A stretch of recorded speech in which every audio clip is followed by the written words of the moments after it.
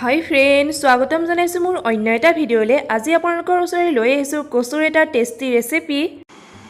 এয়া ক'লা আৰু বগা কচুৰ ঠাৰি লৈছোঁ। এতিয়া বাকলি গুচাই সৰু সৰুকৈ কাটি পানীত অলপ সময় তিয়াই ৰাখিম। আৰু বিলাহী লৈছোঁ আৰু জলকীয়া। এতিয়া ৰেচিপি বনাবৰ কাৰণে বিলাহীকেইটা সৰু সৰুকৈ কাটি লৈছোঁ আৰু আদা নহৰুৰ পেষ্ট অকণমান লৈছোঁ। এটা পিঁয়াজ সৰু সৰুকৈ কাটি লৈছোঁ আৰু জলকীয়াকেইটাও কাটি লৈছোঁ। এতিয়া মই যিখিনি কচু কাটি পানীত তিয়াই থৈছিলোঁ, এতিয়া কচুখিনি অলপ সিজাই ল'ম। বেছি সিজাব নালাগে। কচুখিনিয়ে নখজুৱাই। সাধাৰণতে এনেকুৱা কচুবোৰে খজুৱাই, কিন্তু কিছুমানে নিসিজোৱাকৈও বনায়। কিন্তু এনেকৈ সিজাই যদি পানীখিনি পেলাই দিয়ে, তেতিয়াহ'লে কচুখিনিয়ে নখজুৱায়। মই অকণমান সিজাই লৈছোঁ। বেছি সিজাব নালাগে। এয়া মোৰ সিজোৱা হৈ গৈছে আৰু এতিয়া মই কচুখিনি কাঢ়ি থৈছোঁ আৰু পানীখিনি পেলাই দিম। চাওকচোন কিমান কহৰ নিচিনা পানী ওলাইছে। আৰু এইখিনি পানী পেলাই দিলে কচুখিনিয়ে খজুৱাৰ সম্ভাৱনা নাথাকে। এয়া মই পানীখিনি পেলাই দিম আৰু এতিয়া এখন কেৰাহী পাতি তাত মিঠাতেল দিছোঁ। এয়া তেলখিনি গৰম হোৱাত মই পিঁয়াজখিনি আৰু জলকীয়াকেইটা দি দিম।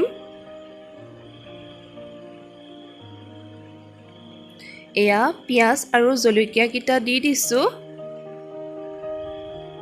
কচুৰ ৰেচিপি বনাবলৈ তেনেই সাধাৰণ হয়, কিন্তু খাবলৈ বৰ টেষ্টি হয়। আৰু এতিয়া অকণমান সময় ভাজি ল'ম। এয়া মোৰ পিঁয়াজখিনি আৰু জলকীয়াখিনি ভজা হৈ গৈছে। আৰু যিখিনি আদা আৰু নহৰুৰ পেষ্ট ৰাখিছিলোঁ, এতিয়া সেইখিনিও দি দিছোঁ। আৰু এতিয়া আদা আৰু নহৰুৰ কেঁচা গোন্ধটো যোৱালৈকে অলপ সময় ভাজি লৈছোঁ। এয়া অলপ সময় ভাজি লৈছোঁ। আৰু এতিয়া বিলাহীকেইটাও দি দিম। এয়া বিলাহীখিনিও দি দিছোঁ। আৰু এতিয়া বিলাহীখিনি যাতে ভালদৰে সিজে, অলপ সময় ভাজি ল'ম। আৰু মই অকণমান জিৰা গুড়ি ব্যৱহাৰ কৰিছোঁ আৰু অকণমান জলকীয়া গুড়ি দিছোঁ।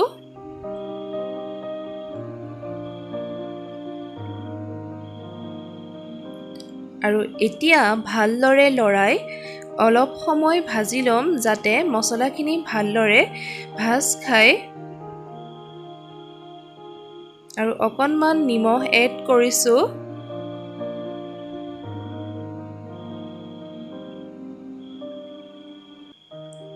এয়া বিলাহীখিনি অকণমান সিজিছে। 2 মিনিটমান সময় মই ঢাকোন লগাই দিম, যাতে বিলাহীখিনি ভালদৰে সিজে। এয়া মই ঢাকোন লগাই দিছিলোঁ আৰু এয়া চাওক মোৰ বিলাহীখিনি ভালদৰে সিজি গৈছে। হেতা দি অলপ ভাঙি দিব। এয়া মোৰ বিলাহীখিনি সিজিছে আৰু এতিয়া মই যিখিনি কচু সিজাই থৈছিলোঁ, কচুখিনি এড কৰি দিছোঁ। আৰু এতিয়া অলপ সময় ভাজি ল'ম।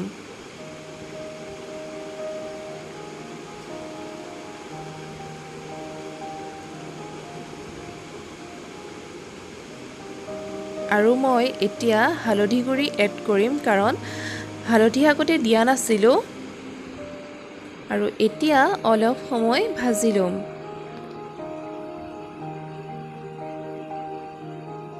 এয়া মই অলপ সময় ভাজি লৈছোঁ আৰু এতিয়া মই অকণমান পানী এড কৰিম।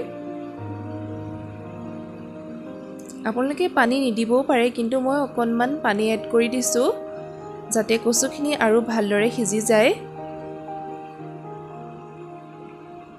এয়া মই অকণমান পানী এড কৰি দিছোঁ।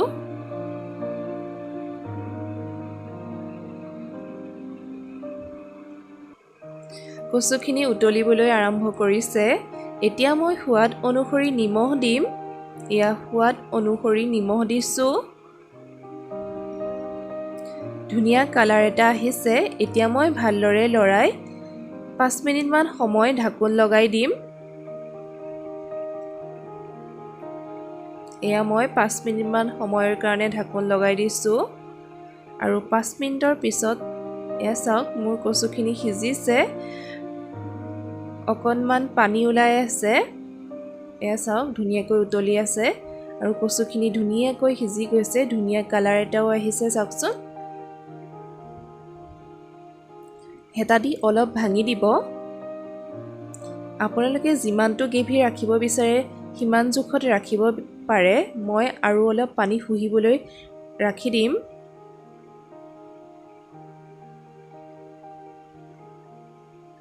এয়া চাওক মোৰ পানীখিনি শুহি গ'ল আৰু ধুনীয়া গ্ৰেভিৰ জোখত ৰাখিছোঁ মই আৰু মোৰ কচুৰ ৰেচিপি তৈয়াৰ হৈ গৈছে কোনে কোনে খাই ভাল পায় কচু বাৰু কমেণ্ট কৰি জনাবচোন আৰু এতিয়া মই গেছটো অফ কৰি দিছোঁ আৰু মোৰ কচুৰ ৰেচিপি ৰেডি হৈ গ'ল এতিয়া ভাতৰ লগত খোৱাতহে জোৰ যদি মোৰ কচুৰ ৰেচিপিটো চাই ভাল পালে তেতিয়াহ'লে লাইক কৰিব কমেণ্ট কৰিব আৰু যদি আপুনি মোৰ চেনেলটোত নতুন হয় তেতিয়াহ'লে ছাবস্ক্ৰাইব কৰিবলৈ নাপাহৰিব আজিলৈ ইমানেই আছিলে বন্ধু বান্ধৱীসকল আকৌ নতুন এটা ভিডিঅ' লৈ আপোনালোকৰ মাজলৈ আহিম আজিলৈ বাই বাই